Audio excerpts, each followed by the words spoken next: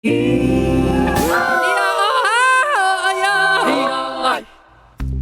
say this is a WeChat post from a missing tennis star, but is it? The UN wants to know where Peng Shuai is. 通过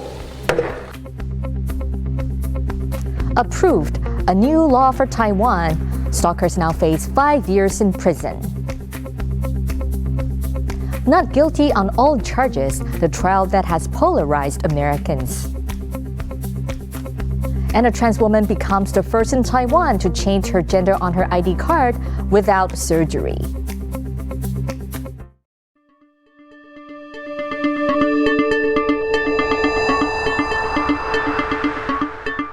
A warm welcome to TaiwanPlus News. I'm Betty Chen. A WeChat post supposedly from Chinese tennis player Peng Shuai is raising more questions about her whereabouts. The tennis player has been missing from the public eye since the beginning of November, when she made allegations of sexual assault against a former Chinese vice premier. The UN has joined the voices clamoring for answers. Bing Wang reports. A Twitter post by Peng Shuai, a journalist with ties to Chinese state-affiliated media, claiming Peng Shuai's friend posted photos of the tennis star on WeChat with the message, "Happy Weekend." It has done little to quell fears of the Chinese tennis star's possible disappearance. Peng's fellow athletes, including tennis stars Serena Williams and Naomi Osaka, this week tweeted their support for the Chinese tennis player using the hashtag Where's Peng Shuai. The hashtag has racked up 32 million mentions on both Instagram and Twitter. I hope that for the sake of tennis and Chinese tennis and Peng Shuai to find her very soon, because this is terrible. We just have to unite and stand together and show that there is no ignorance to this. Peng has been missing since November 2nd, when she accused former Chinese Vice Premier Zhang Gaoli of sexual assault on Weibo, a Chinese social media platform. But the post was censored within 30 minutes. The chairperson of the Women's Tennis Association, Steve Simon, has said he is willing to pull all 10 tennis events scheduled in China in 2022, which could cost the association tens of millions of dollars. But Simon said the safety of women is way more important than profits. Beyond the sports world, on Friday, the United Nations joined calls for proof of Peng Shuai's whereabouts. We would stress that it's important to know that she, where she is and her state, know about her well-being. And as I said, we think it would be important that there's an investigation into her allegations of sexual assault, which she made against a former Vice Premier of China, Zhang Gaoli. In Washington, the White House also expressed concerns. First, any report of sexual assault should be investigated, and we support a woman's ability to speak out and seek accountability, whether here or around the world. Second, we'll continue to stand up for the freedom of speech, and we know the PRC has zero tolerance for criticism and a record of silencing those that speak out, and we continue to condemn those practices. When the Chinese Foreign Ministry was again asked on Friday about Peng Shuai, a spokesman evaded the question. 我的答案很简单，这不是外交问题，我也不掌握你提到的有关情况。 Beijing's silence is only increasing worries about her safety. With the Beijing Olympics less than 3 months away and continuing allegations of human rights abuses, there have been growing calls for a boycott. But first and foremost, her fellow athletes say finding answers to Peng Shuai's whereabouts is the priority. Patrick Chen and Bing Wang for TaiwanPlus. Taiwan's legislators have passed a new law aimed at preventing stalking and harassment. 跟踪骚扰防治法制定通过。 The law follows high-profile cases of women in Taiwan being killed by stalkers, including at a college. Offenders who repeatedly watch and follow, threaten or insult or commit online harassment will face a maximum 1 year in prison and a $3,600 fine. If they carry a weapon, they face up to 5 years imprisonment and an $18,000 fine. Taiwan's government is scrambling to vaccinate 80% of the population with the first jab by the end of the year, but some people are hoping they'll fail to meet that goal. A group of people opposed to COVID vaccines gathered in Taipei on Saturday to share their message. Cindy Chi has more. Here I am around the corner of Taipei 101, one of the busiest districts in Taipei. As you can see behind me, anti-vaccine protesters are getting ready to support for what they believe in.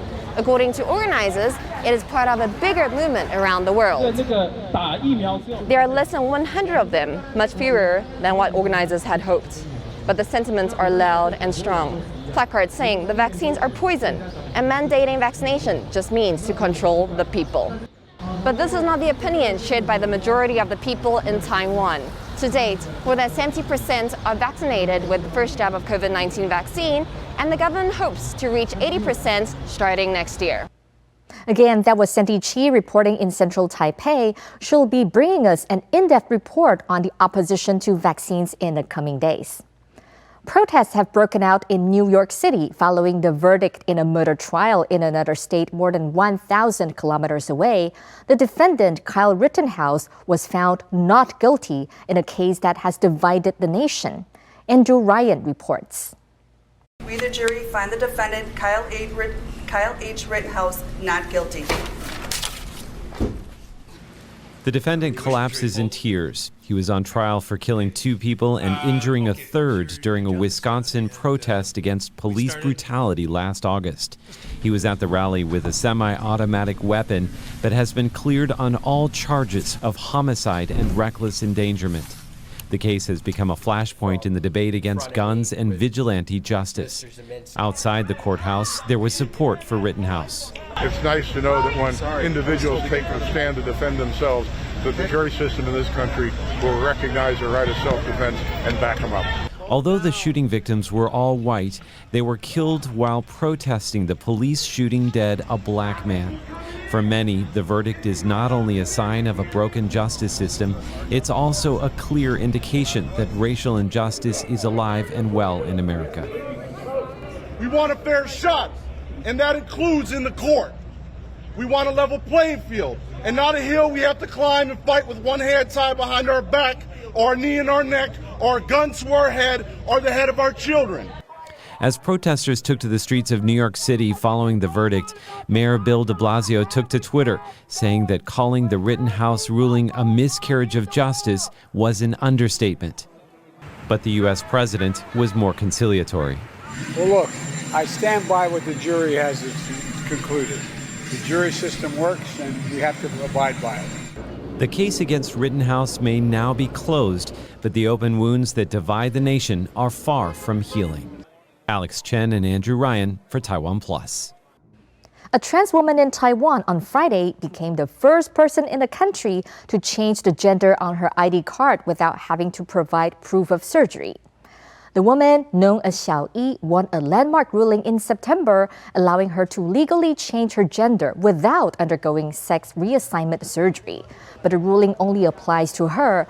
Other people still have to provide proof of surgery and a psychiatric diagnosis to legally change their gender. The ruling has nevertheless paved the way for similar cases. A court in Taipei this week heard from another transgender woman who wants the government to allow her to change her gender marker without undergoing surgery. Rick Glauert reports on a push for transgender rights in Taiwan. Wu Yuxuan walks to court. With her, her mother, her father, and her grandfather. Wu is suing the government because it won't let her change her identification documents to reflect her gender without undergoing surgery. It's a situation she says contravenes her right to privacy and causes problems in everyday life. If you go to some place that may need your ID, then they may ask, and why your identity says that you are male, but you look like female? Are you using the other people's ID like that? Before she heads into the hearing, a vote of confidence from her grandfather. 先，不管你是男是女，你永远是我的宝贝。Taiwan has a reputation for being the most LGBT-friendly place in Asia. In 2019, it became the first country in the region to legalize same-sex marriage.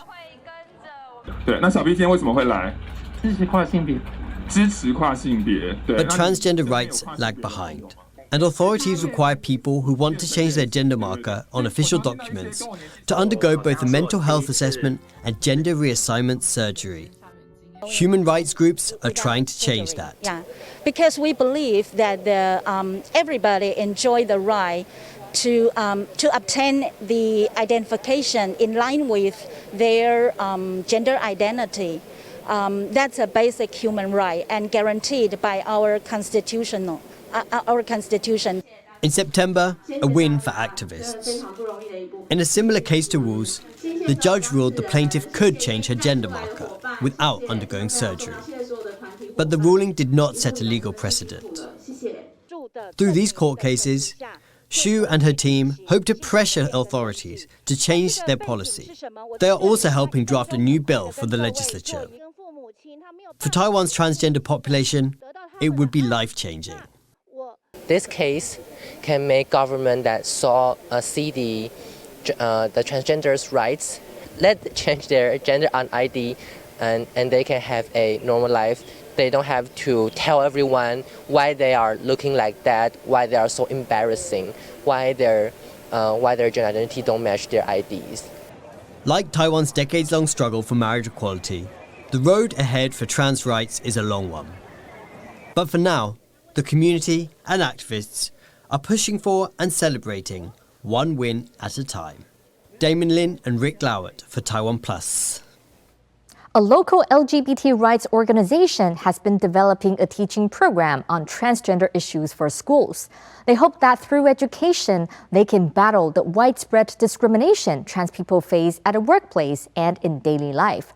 Rick Lowett reports. When Xiaoqi first started teaching, her students asked about her gender. 我就会回答说，那你觉得老师是什么？回答说，老师是男生，老师是女生的，然后老师是半男半女都有。我觉得半男半女这个回答真的很棒。Gender and sexuality equity has been taught in Taiwan schools for more than 15 years, but this does not necessarily include trans issues. To battle the discrimination faced by transgender people, activists have developed a new teaching plan on the issues. 因为其实蛮多的学校讲到这个同婚，然后讲到性倾向、性别气质就差不多了。然后关于跨性别的部分，老实说，大部分的孩子在学校里面能够接触到的资讯，要不是没有，要不然就是很少。The materials for elementary and junior high school teachers include the picture book Call Me Max. It depicts the experiences of a transgender child.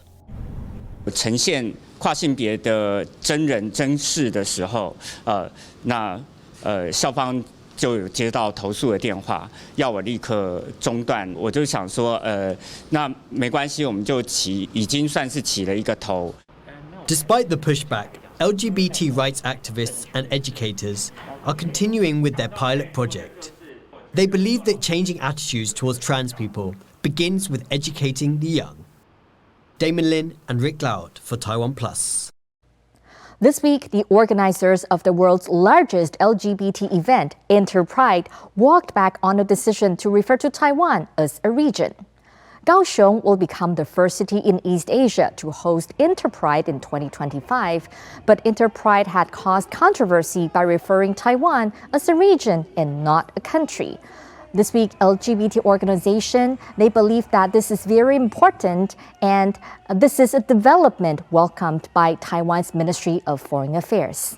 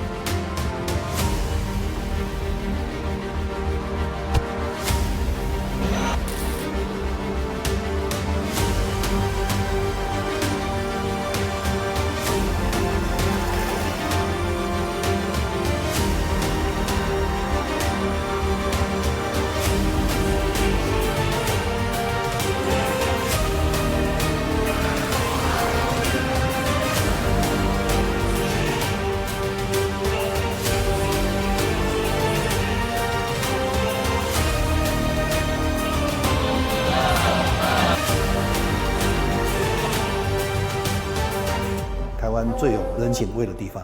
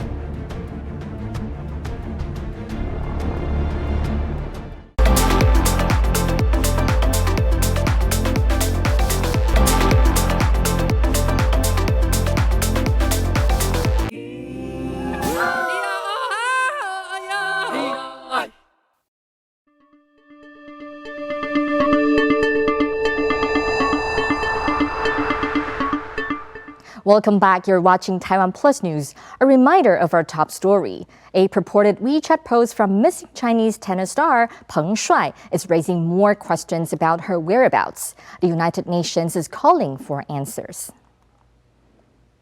Now let's take a look at other news around the region. A surprise announcement to repeal 3 controversial agricultural laws in India is set to end more than a year of farmers' protests. Thousands of farmers have been camping outside Delhi because they feared the laws would drastically cut their incomes.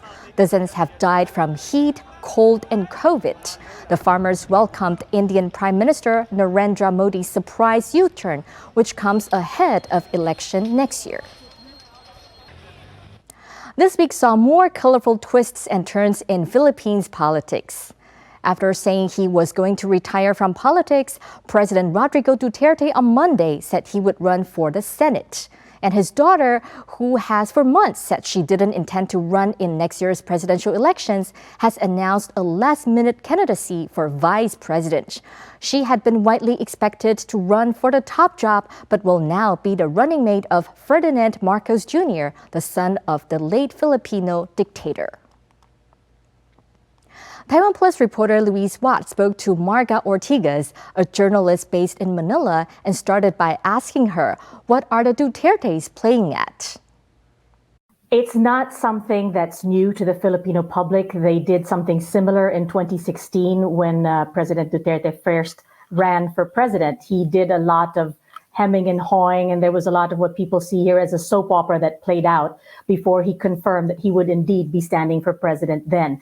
And the bottom line here is people are saying that despite pronouncements from both Dutertes, that one saying that she was going to remain in a local position and her father, who was president, saying he was going to retire, they seem to have a need, is what analysts are saying, to maintain some sort of foothold on the national stage to protect President Duterte from what might be possible prosecution once he steps down from office. He's facing investigation of the International Criminal Court. At the same time, there are domestic issues that could confront him once he no longer has a hold on the national presidency. Why, despite Duterte's war on drugs, which has killed thousands of people, and also the pandemic, is he still popular in the Philippines? To many Filipino citizens, they find his rather disarming honesty, as they see it, as charming. And so they feel that he is trustworthy precisely because he doesn't seem to speak the way they have expected statesmen or more formal politicians to speak. He's like the uncle that always says the inappropriate thing at family gatherings, and that's how they perceive him. They see this as refreshing, and the fact that he is constantly telling them what they should be thinking and how they should be feeling, they find rather appealing, because the Filipino public has often been told by their politicians that they are disorganized, that they are undisciplined, and that they need somebody strong in power to get things working in the country. One of the frontrunners for presidency is Ferdinand Bongbong Marcos Jr. Why is the son of a late dictator in the running for president? Not just in the running, they're basically now saying he is the man to beat. And the thing here is that, unfortunately, after the dictatorship was deposed, there was a people power revolution in 1986. Not much was done to change the way the martial law years was taught to younger generations in schools. So whatever harm martial law did to the economy in terms of human rights abuses, to the way the country was running, was not passed down through the generation. So many of the younger people here have bought into what social media has been telling them. Much of it is seen as propaganda from the Marcos machinery, which has basically whitewashed and cleaned up their image. Maria Ressa, the first Filipino to win the Nobel Peace Prize, says she's dedicating the award to all journalists around the world. The founder of investigative news site Rappler is on bail while she appeals a libel conviction in the Philippines. She faces up to 6 years in prison. Ressa spoke this week at Harvard after a court granted her permission to travel to the United States. The moment when the Nobel Committee focused its light on journalists, and this isn't about me as much as I've long been a placeholder for journalists around the world. See, I get emotional. It's for all journalists around the world. I'm very lucky. I'm here in Harvard. What about the journalists who fled Myanmar? The journalists in Venezuela who are continuing to speak truth to power. Imprisoned Chinese journalist Zhang Zhan has won one of this year's Reporters Without Borders Press Freedom Prizes for journalistic courage. The lawyer-turned-citizen journalist reported from Wuhan during the early stages of the coronavirus outbreak, streaming updates on social media. Authorities arrested Zhang and later sentenced her to 4 years on a charge often used against dissidents.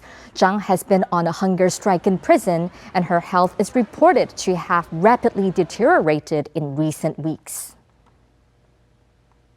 The 58th Annual Golden Horse Awards are just a week away in Taipei. In a lead-up, the film festival organizers have undertaken a unique collaboration to make some of its past winners more accessible to visually impaired audience. Ken Ning has more.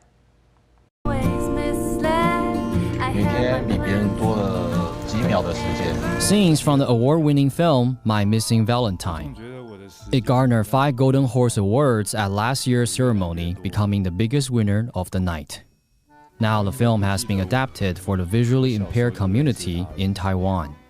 At a premiere in Visual Cinemas in Taipei, visually impaired moviegoers were treated to a narrated screening of this movie, and another Golden Horse winner, Dear Tenet, along with some of its actors.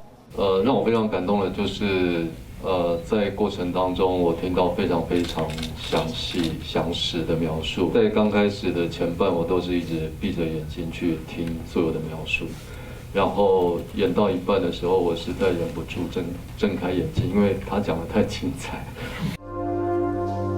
我希望他叫你，我要叫你痛哭。你为什么有那么多秘密？那为什么你不跟我讲真的事情？ It's a collaboration between the Golden Horse Film Festival, the Ministry of Culture, and the Audio Description Development Association. In an effort to make these critically acclaimed films more accessible to a community who doesn't usually get to experience the way they should. 我们也希望有选择性。那第二个是能够可近性，就是在就近的居住地区也能够有相关的这一些设备，不用每次都要跑这么远，然后来参与这样的活动。It requires around 3 months and a cost of up to $7,000 to produce a narrative version of the films, and professionals who can do this are in short supply. Nonetheless, the association hopes audio description can become more widespread so that people with visual impairments can enjoy movies in a cinema more often. Klein Wang and Ken Ning for TaiwanPlus. In a week-long run-up to the Golden Horse Film Festival, we here at TaiwanPlus have a film festival of our own. 10 award-winning Taiwanese films are available for free at TaiwanPlus.com through the end of the year. Global viewers in select areas will be able to see 3 classic movies by director Ang Lee, as well as masterpieces from the 1960s. Here's a look at some of the highlights.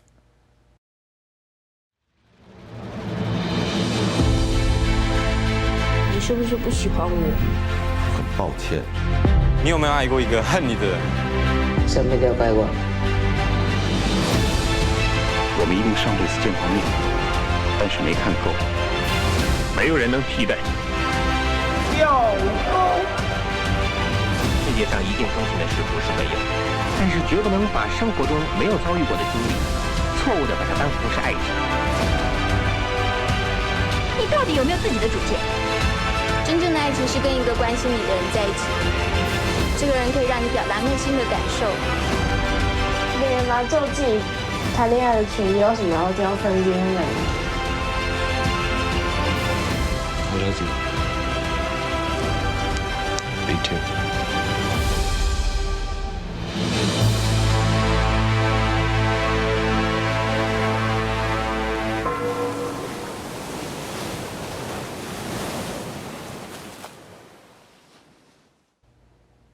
Thanks for watching Taiwan Plus News. I'm Betty Chen. For more stories, please download the Taiwan Plus app. Stay safe and see you next time.